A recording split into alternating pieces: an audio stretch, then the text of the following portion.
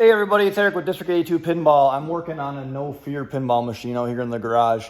And I wanted to address, I don't know what the solution to this question is yet, but I wanted to show you guys how I'm addressing it.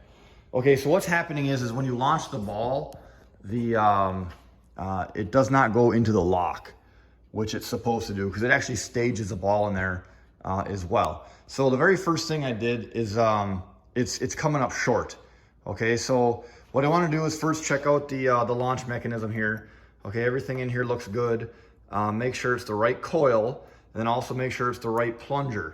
Okay, now how do you do that? Well, you got to grab your manual, and that's not it. Of course, I'm on the wrong page. Oh yeah, kicker bracket assembly. This is it. Okay, so you want to make sure that it says number 6 here is the right coil, 23800, that's what we got. And then number 1 is the armature, which is A-6306-2. I actually looked that up. Marco's website said it was a 3 3/8 plunger.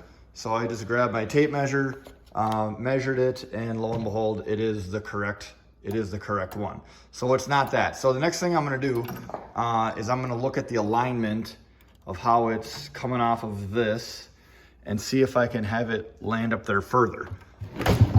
So let me just show you what happens. It tries to stage ball when you first kick it on, and you'll see that it comes up short when the game's first kicked off. So there, boom, it hits like right here, okay? And so if it would hit further up, it would probably go in. So I'm gonna try to change this angle so that way it's further this way, so it'll go in. Let's see what happens. Okay, so I have removed the plastic covering this little section, and let's take a look down in here. It looks like this post right here is sitting on the bracket that holds the lane guide, and that is adjustable. You can see that there's like an ovaled out area here, or it's probably got just multiple adjustments right here to move it forward and back. But it's also sitting, you know, tight against this post that has a rubber on it, and it's tight against it, so I can't push that part back. But let me see what I can do to adjust the angle coming off of here. Okay, so I was right there. That's an adjustment thing right there. So I took off that post, and then this rubber was on this post right here, just so I can get some play in it. So now what I'm gonna do is I have everything loose. Let's just turn this on and see what happens as far as any kind of an adjustment from here. Let's see if it kicks into the lock or not. Oh, look at that. And then it'll stay there, of course. The very first hit launched it in there. Let's just see what happens. I think it resets it by kicking it out and then reloading it again, but I could be wrong. Okay, there it goes. Kicks it out. Now let's see if it reloads it. How accurate it is. Yeah, so it's just a minor adjustment on this launch section. So piece of cake.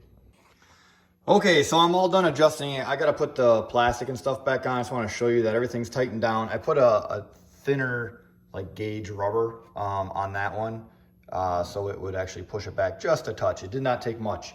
Now here's the other thing. I adjusted this post as far over as I could get it, and every once in a while it would, when the ball launches, it would still clear if you use your finger, but there's like a little rattle once in a while. So it was just nicking it every once in a while. So I just moved it back this way a touch, and now it's good. And now every time you launch the ball, it goes into the lock like it should. And of course, whenever you finish any kind of an adjustment, you just want to keep checking it to make sure that it does what it's supposed to do. So you launch it, you know, 5, 6, 7, 10 times, and just make sure it goes where it's supposed to go. And then you're good. Half the battle is just getting everything dialed in and adjusted. And this is how I adjusted the launch on No Fear.